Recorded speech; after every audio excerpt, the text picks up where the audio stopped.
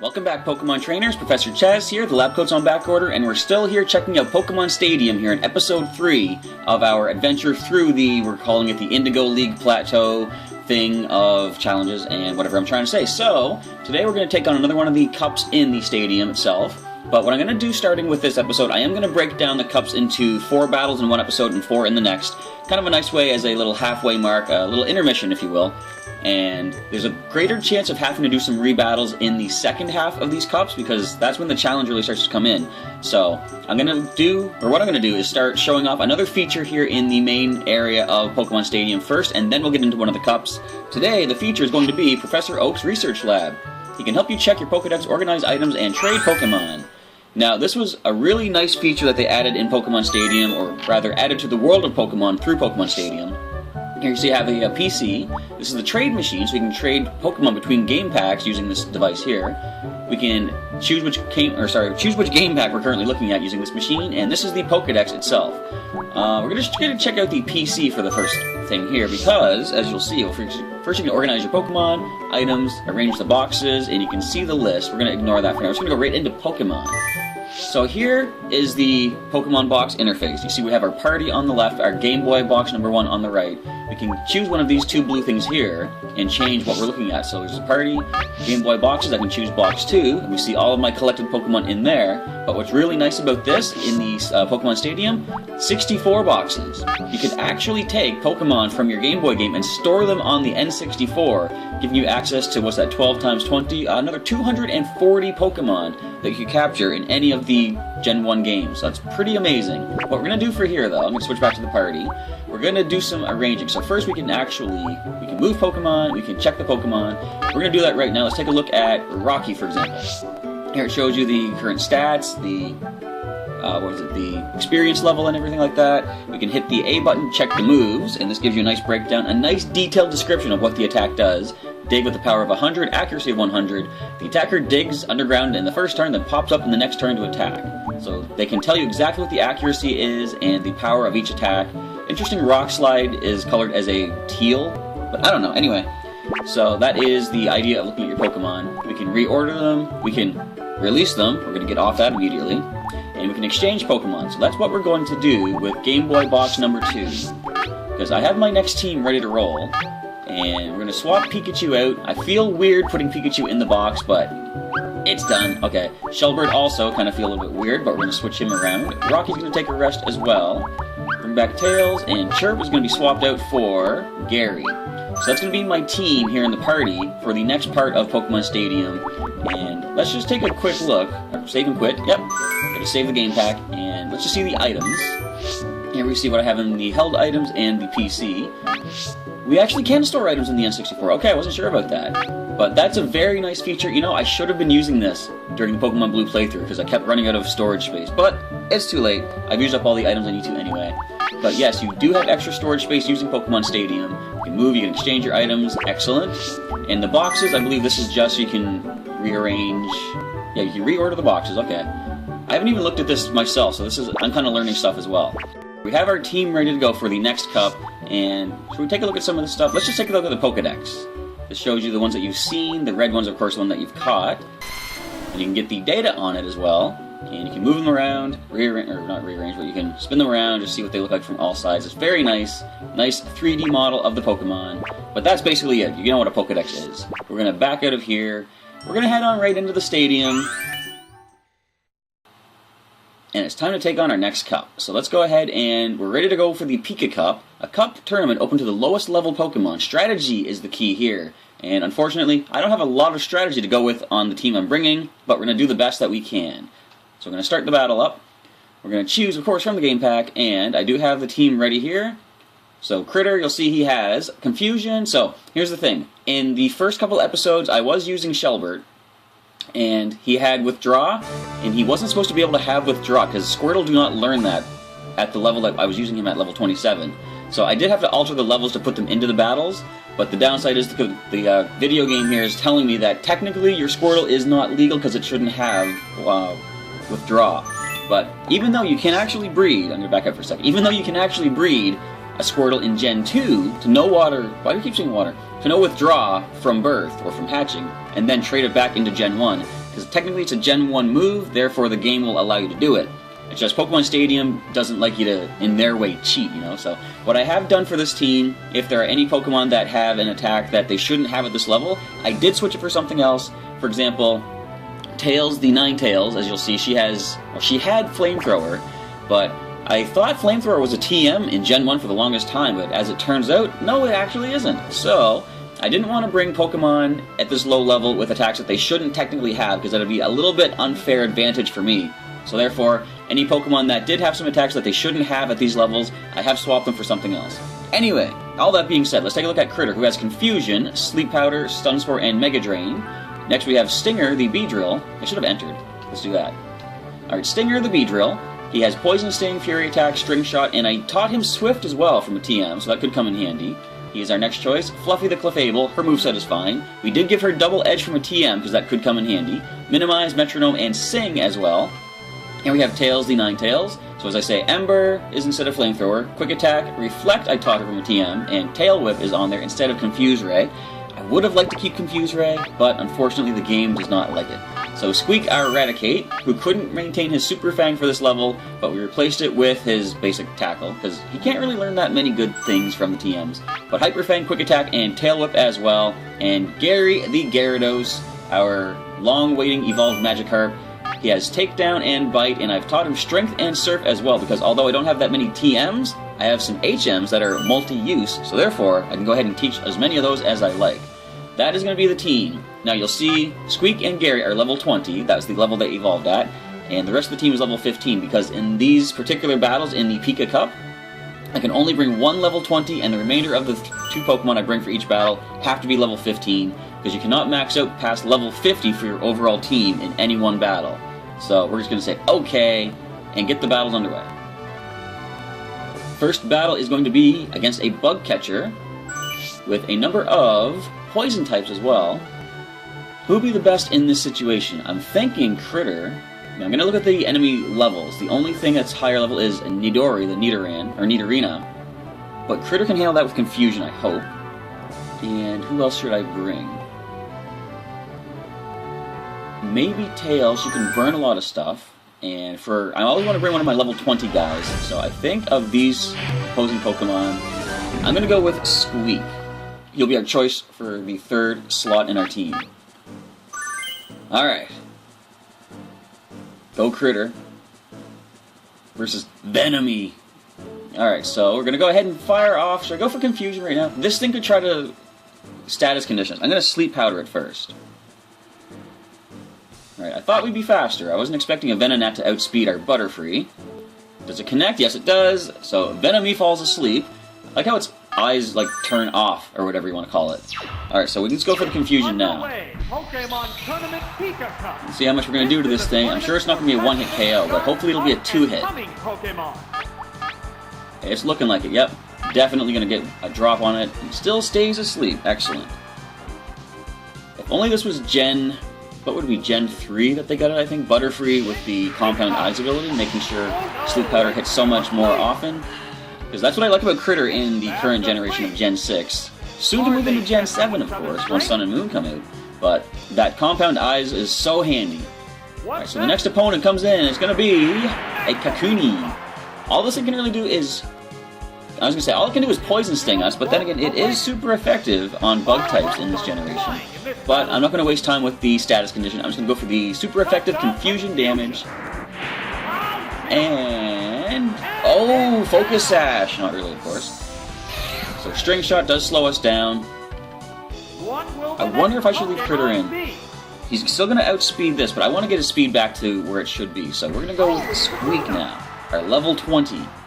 I could go with Tails, but, you know, kind of overkill using Flamethrower on a Kakuna. Why did I say Flamethrower? I want Flamethrower so much on my Ninetales. I meant to say Ember, of course, but a fire attack. Alright, so Poison Sting.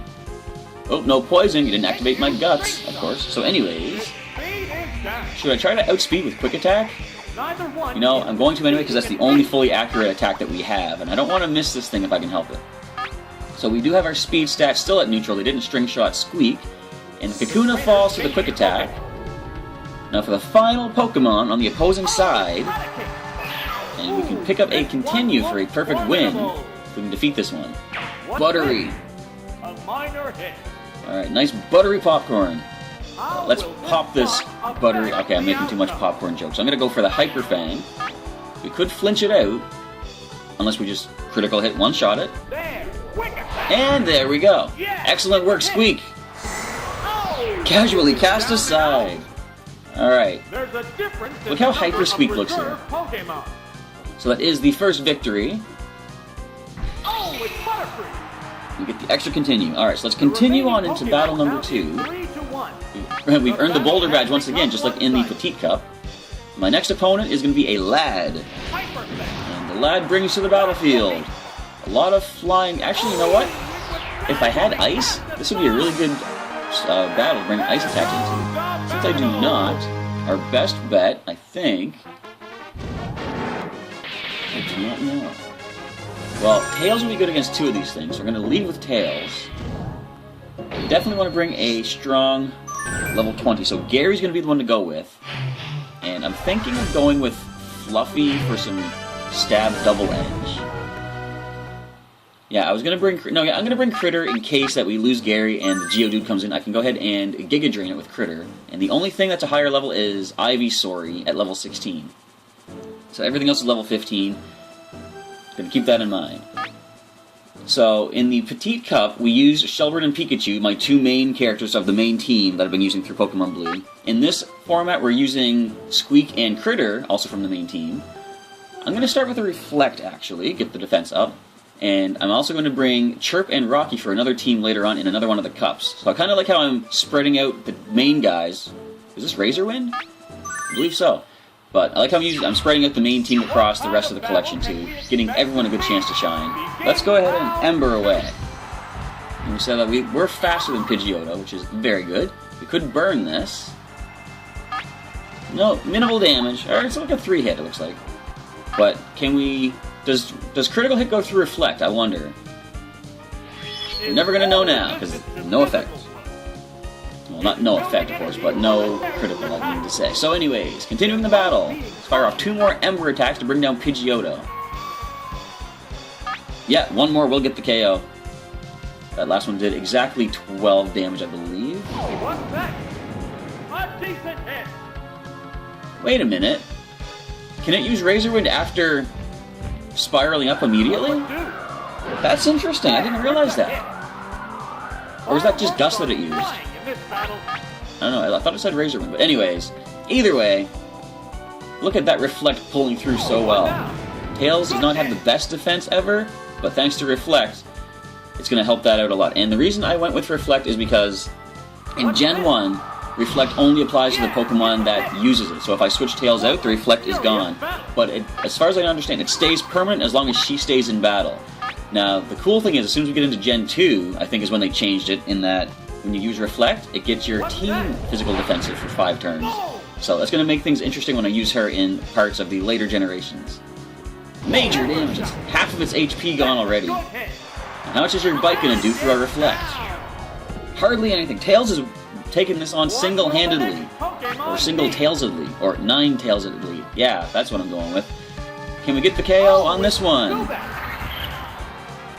Yes, we do. Down goes Zubat. 1 Pokemon left. If it's the Geodude, that would be a problem. But let's find out. Last Pokemon is going to be Bellsprout. Well, I think we're in a pretty good spot with this one. Then again, Ash Ketchum almost fell victim to a Bellsprout in the Pokemon League, so let's not count our battles before they're hatched. Yeah, pretty much what I expected. Oh no, that's a special attack. Our Reflect won't block this. 3 HP, I need those. Alright, we're going to Ember away and win this battle. We didn't even need to switch out once. We probably didn't need to switch in the last one either, but I just did it just to make sure we had the speed stat set back to neutral. And down goes the Grass type, and Tails burns her way through the opponents. Excellent work, Ninetales.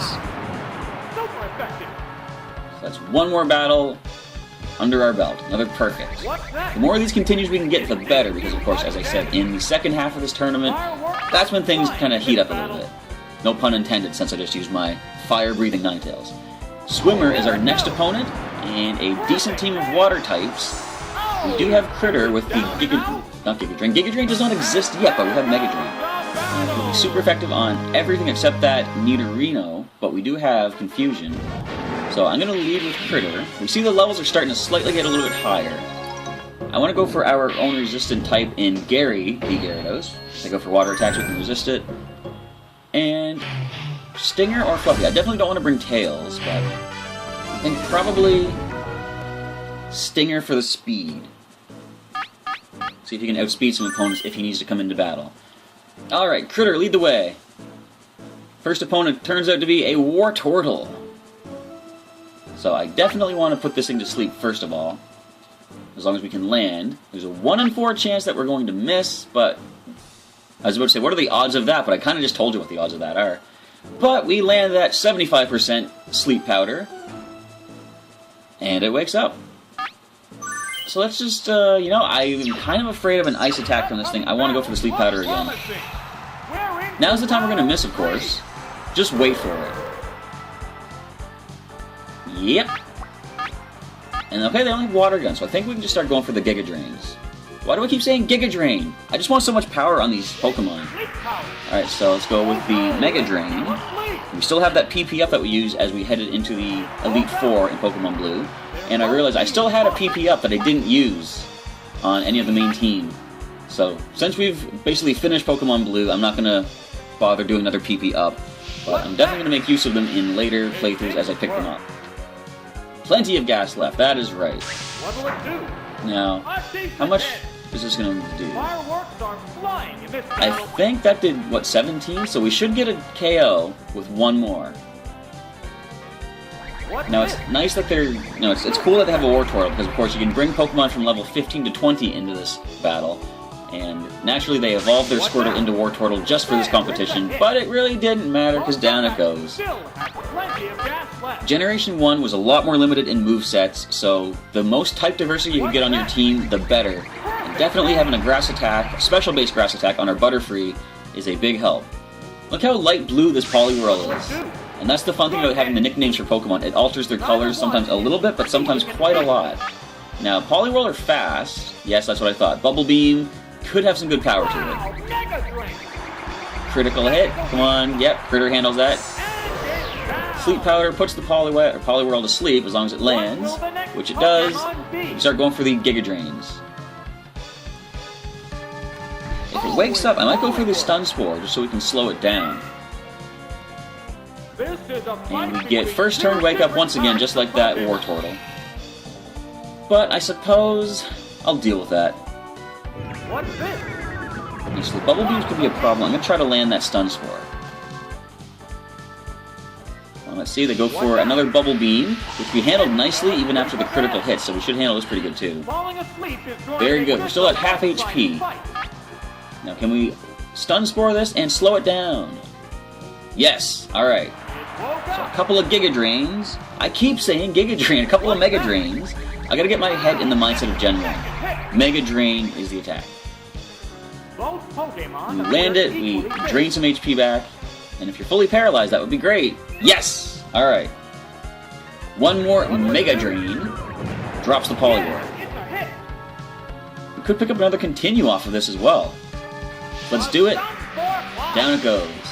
Now what's neat about the Pika Cup, you'll see some Pokemon in here that you might expect shouldn't be able to be in here. For example, I believe one of the later trainers uses an Electrode at level somewhere between like 15 to 20, well, of course.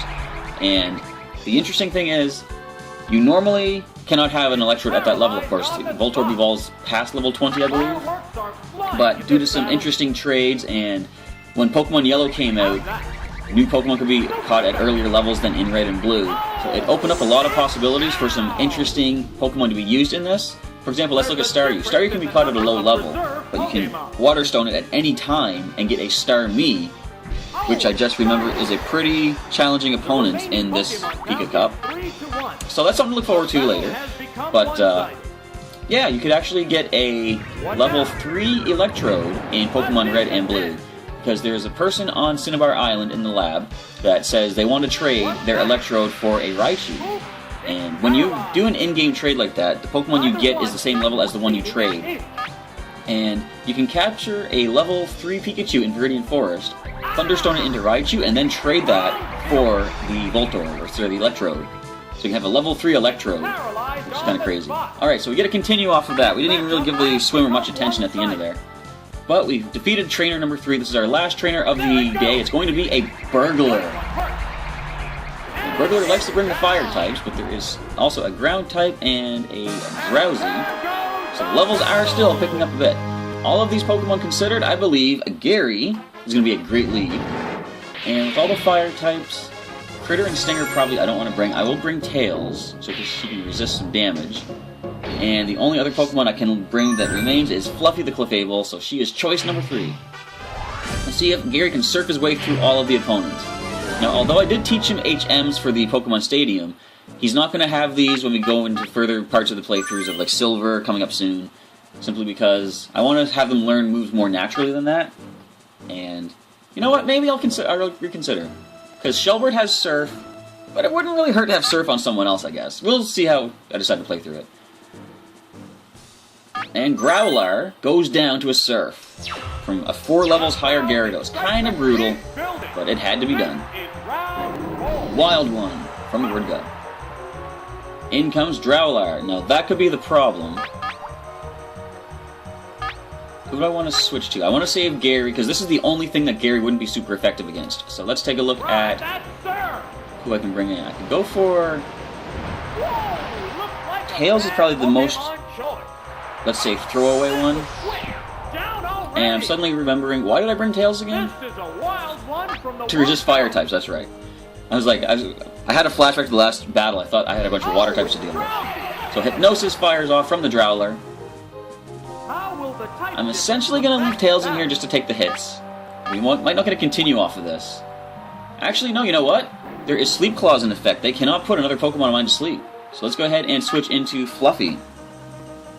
At least I'm pretty sure Sleep Claws is a thing in this. It was for the Petite Cup. I can't see why they wouldn't have it for the Pika Cup. What that means is, once one Pokemon is asleep, they're not allowed to put another one to sleep. I could be wrong on that. This might not be the format for the Pika Cup, but we're going to find out at least if it tries for Hypnosis. Alright, and we do have a Double Edge on our Clefable, which could be the most powerful. I could minimize, though, but I'm just going to go for damage. I do know if our Clefable falls, we can bring someone else in. We're faster than Drowsy. Nice! Another Pokemon chain. One more Double Edge will drop the Growlithe. And we'll be in a good spot to deal with whatever else comes in next. Yeah, see, they're not going for Hypnosis, so Sleep Claws must be a thing. So that's something I gotta keep in mind. It's a good way to strategize. Send something in that if I expect they're gonna go for a sleep-inducing move, send something in that I don't intend to battle with, let them fall asleep, and switch to something else that can no longer be put to sleep. Okay, we're strategizing as we go. I like this. Growlithe falls. Now the last Pokemon is gonna be weak to water. I might want to sing it to sleep with Fluffy and then switch into Gary. What now? Charmeleon. I love the look of Charmeleon, even not just in this game, but in general. Just I like how it goes from an orange Charmander to like a really deep red Charmeleon, and then back into an orange Charizard. One of the downsides I found of the Pokemon anime is we didn't really get to see Charmeleon that much, because it evolved so quickly into Charizard for Ash. But Charmeleon always had a nice design to it. Alright, let's go back into Gary, so we can go for the Surf attacks. Try to preserve as many continues as we can. The remaining Pokemon count is 3-1. Alright, come on back, Fluffy. Let's see if Charmeleon wakes up immediately. Not that it really matters, I don't think, because I'm sure Gary will be faster. And it might be a one-hit. Look, okay, they're getting first turn wake up on every single sleep-inducing move that we use. I gotta keep that in mind, too, because, as I forgot, we are facing the computer, and the computer can do whatever it wants to do. And Surf with a critical hit, I'm sure, drops the Charmeleon. Down it goes. Another continue. Another perfect win. Good job, Gary. You were tough to train up since your Magikarp days, but you're coming through so well. Bang, bang, bang, perfect. So, with that battle done, that's going to end off today's episode of the Pokémon Stadium Challenge. We're going to save it up right here. Well, not save it. I'm going to continue on, but we're going to end the video here. You'll see the next episode tomorrow as we continue on the last 4 trainers in the Pika Cup, seeing if we can get some more perfect wins. But if not, we got 4 continues at least. try to see us through. So I want to say thank you for checking out today's episode, and if you're looking forward to any particular Stadium Cup battles in the future, let me know which ones you want to see, because what I'm going to do after these, the next ones are, you've got 4 levels of difficulty. I'm going to play through the first 3 and show you the last ones in the video, and there's still plenty more to see in Pokemon Stadium, such as Gym Leader Castle, and I suppose that's probably it. But anyhow, with all that, I want to say thank you for checking out today's episode. Leave me a comment down below. Let me know what you thought today and what you're looking forward to in tomorrow's battles. As I said, there is a Starmie, I remember, that I have to fear. But we're going to see what happens. Alright, so thank you once again for checking out today, and I'll catch you next time.